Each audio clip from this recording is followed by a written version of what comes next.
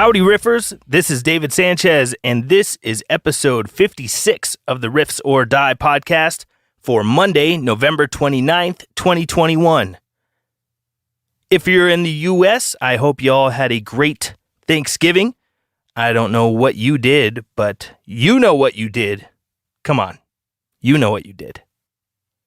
I had a bunch of people over at my house. I think we had 10 people over. We had a good time, and everybody was on the same page, so no subject of conversation was off topic. That was a nice relief, which yielded zero conflict. Ain't that nice?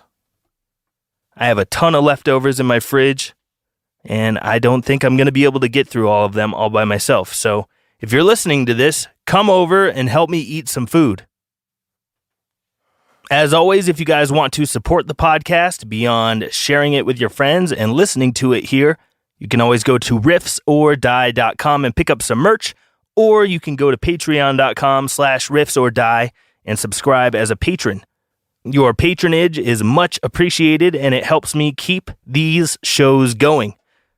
So if you want to support, go to patreon.com/riffsordie, and if you sign up at the $10 level a month or higher, you will have access to the monthly Zoom hangouts. You can hang out with me in real time, ask me anything, and be welcomed into my home via a computer screen. I'd love to see more of you supporters in there, so if you feel so inclined, go hit up the Patreon and subscribe. If you sign up, you'll also get discounts in the web store, and those will be good for your pocketbook and good for your t-shirt collection. So by now, I'm sure most people have heard about this Omicron variant. Is it just me, or did anyone else immediately think of Lur from Futurama, the alien that's from the planet Omicron Persei 8? Am I the only one? Maybe. Maybe not. Futurama is an amazing show. If you've never seen that show and you like The Simpsons, you really need to get on the ball. That show's been around for a long time. Very funny, very creative. And right when Rick and Morty came out, I always thought that it seemed kind of like Futurama meets South Park. Because it's all sci-fi stuff, you basically have unlimited creative possibilities. But I think Rick and Morty's a little more crude, like South Park. Anyway, this Omicron variant, huh? I guess we're just naming all of these things after Greek alphabet. And wouldn't you know it, there are plenty of letters in the Greek alphabet that come after Omicron. So there's plenty more to come. Don't worry, folks. We're going to have a lot more of these fresh variants. You know, a lot of people thought that this stuff was all going to end with 2 shots, and I called it many months ago and said, no, this is going to start with 2 shots. Well, here we are, months later, and who was right? Was I right? I think I was. I don't know everything. I'm not clairvoyant, but this stuff is not that hard to figure out. The big problem that I have with all of this is, unless people start pushing back on it, this stuff is going to be here forever. It seems like the Rona is going to be here to stay. Like influenza. Influenza's been here for decades, and I think that this new disease is going to be no different. Now, we all know that there's plenty of enemies, intangible enemies that are out there that governments like to go after. Governments are always trying to go after invisible enemies that cannot be conquered. Always trying to have a war on something. These people that always want to have a war on something, I like to call them war-ons. But the goal is to always go after an enemy that cannot be conquered. War on drugs. Do we still have drugs? I think we still have drugs. How about the war on terror? Is there still terrorism in the world? Let me think. Yes. And now we have the war on COVID. Are you starting to see a pattern here? None of these things can be eliminated. Terrorism, drugs, this COVID thing, probably not ever going to be beaten. so it becomes a never-ending cycle of more control and less liberty for you. Governments around the world, non-government organizations, and media were able to shape and control the narrative for 9/11, 2001. And that changed the whole entire landscape of the planet forever. And I think that this COVID stuff is no different. Think about it. 9/11 happened 20 years ago. And out of 9/11, the TSA was created, here in the US anyway. And 20 years later, who's still around? Oh yes, the TSA. They were created after 9/11 and they're still here 2 decades later. So the point is that the norms that are created out of this COVID nonsense are probably going to be here 20 years from now. And let's talk about the TSA. The TSA, do they catch terrorists often? No, not at all. Do they steal things from people? Yes, that happens very often. And they run tests all the time at these airports and try to sneak through weapons and explosives and things like that. And guess who fails at detecting the weapons and explosives? The TSA. Let me ask you something. When you go through the security at the airport and you deal with the TSA, do you feel safer? Or do you feel like you're just being fucked with? Personally, when I go through there, I feel like I'm just being fucked with. It's the illusion of security, the illusion of safety. George Carlin had a great bit about this, and he was 100% correct. They're never going to make the place totally safe. And when they're digging through your bags and interrogating you and asking you questions and making you go through a body scanner, that is not to make you safer. It's the illusion of safety. But you know what they do get? They do get to fuck with you. They do get to trample your rights temporarily. Are they saving America from terrorism? Not really. Seems more like they're wasting a lot of money and fucking with people. So keep that in mind. The TSA's been around for 20 years and has basically done nothing to help you out. It's cost you a lot of money. It's inconvenienced you. It might have made you miss a flight at some point. But are they there for your benefit? You could try to argue that they are, but I'm going to say no. So we have to be really careful with what we allow to become normal with this COVID stuff. Because everything that we let become normalized right now is probably going to be here for decades. This shit isn't going away in 2 months. I've said it before, and I'll say it again. We are not going to comply our way out of tyranny. If you want to have your freedom, you don't give away your freedom and then just hope that you'll get it back sometime. That's not how the world works. So if you don't like what's going on and you don't want to see this stuff become normal for the next several generations, stand up right now. You have to stand against this stuff now because it's not going to get easier to stand up.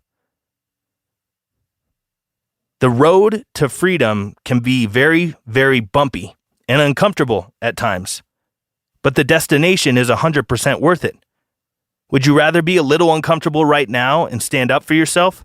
And stand up for freedom and what you believe in and against tyrants? Or would you rather be uncomfortable later, meaning possibly for the rest of your life? It's a big question you got to ask yourself. Do you want to be uncomfortable now, or do you want to be uncomfortable forever? Personally, I'd rather choose the discomfort up front to be free later and more comfortable later.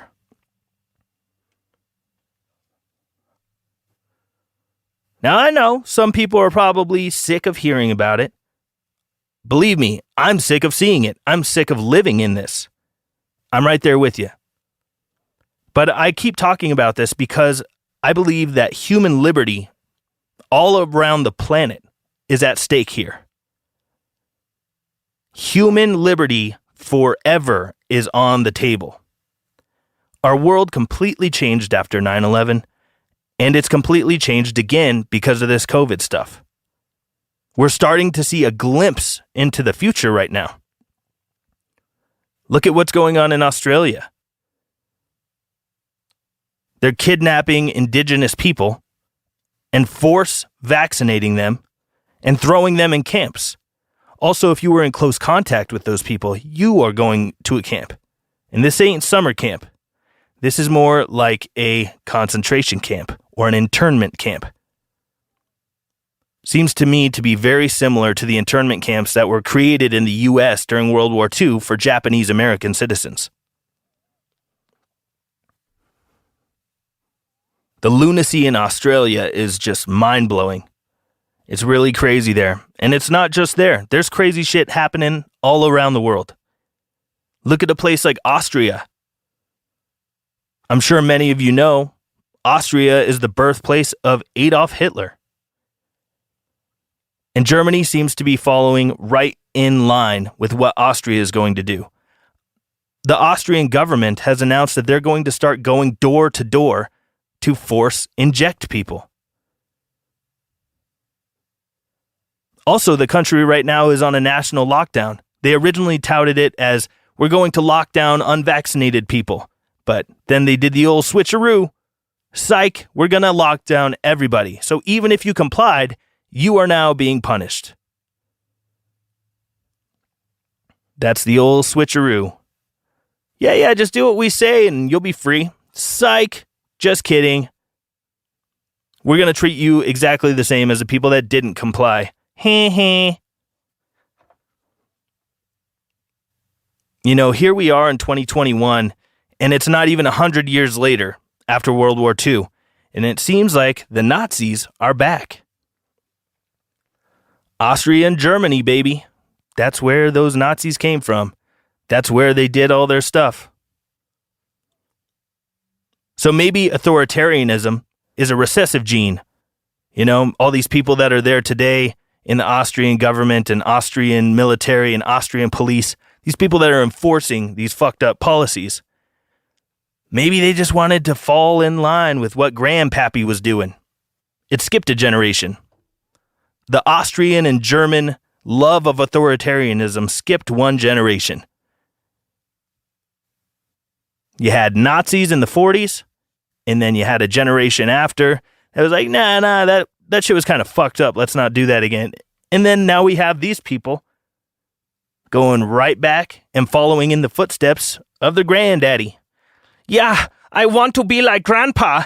I want to wear a brown shirt and go door to door, rounding people up, the unclean people, the disease-carrying people, and start force injecting them, making them a part of our medical experiments, against their own will.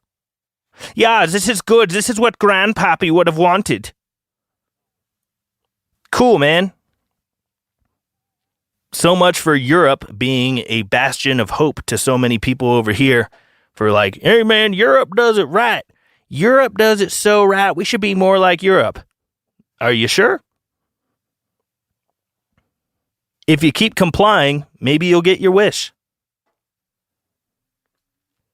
And then something I talked about on the last episode that's worth noting again is the country Gibraltar. 100% of them have taken the injection. And they're having a gigantic spike in this disease. Strange. It's almost like it didn't work. And meanwhile, at the same time, you have the continent of Africa. Africa has a 6% injection rate. Guess what they don't have a whole lot of?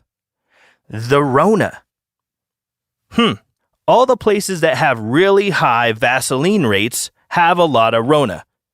Africa, on the other hand, does not have a lot of Vaselines injected into people, and they don't really have any Rona.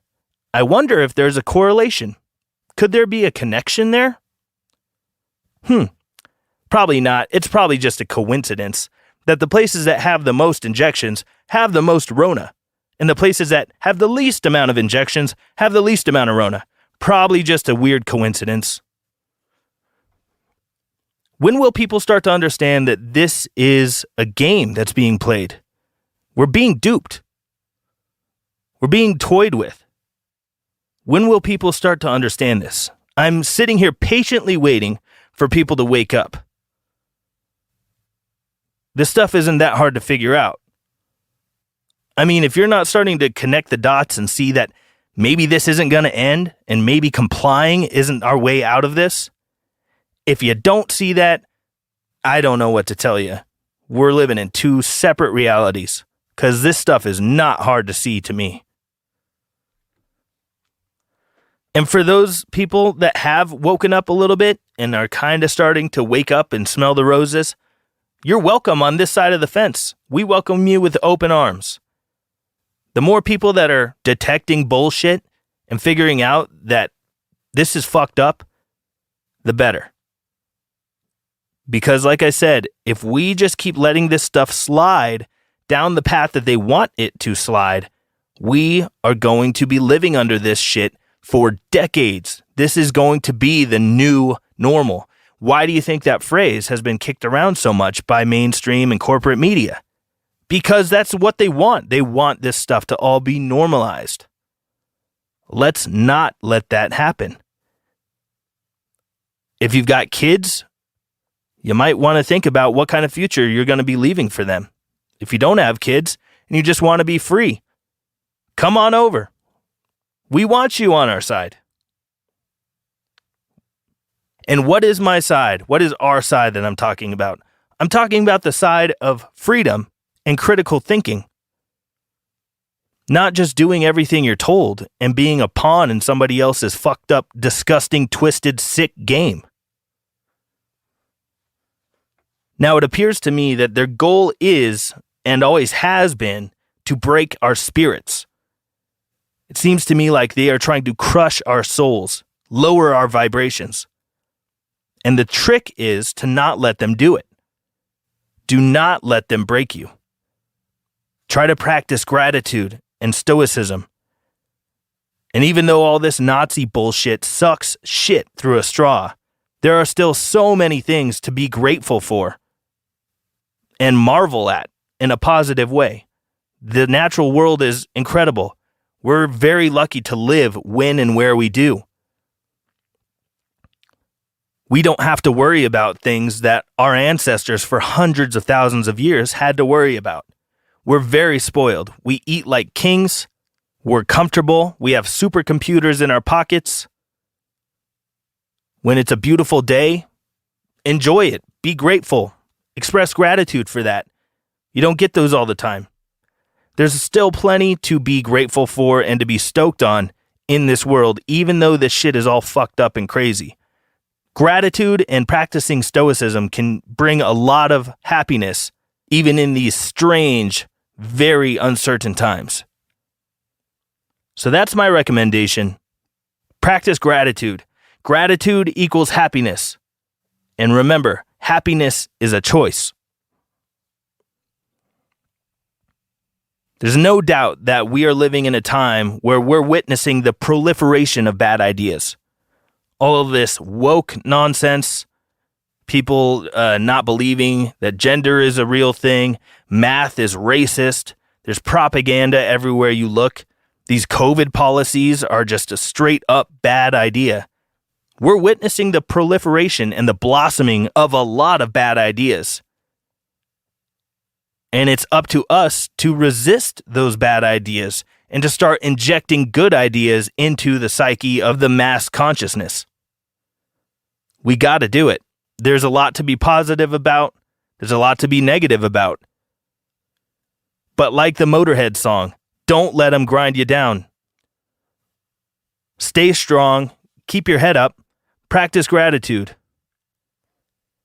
And whenever you get the opportunity and it makes sense, inject good ideas into conversations.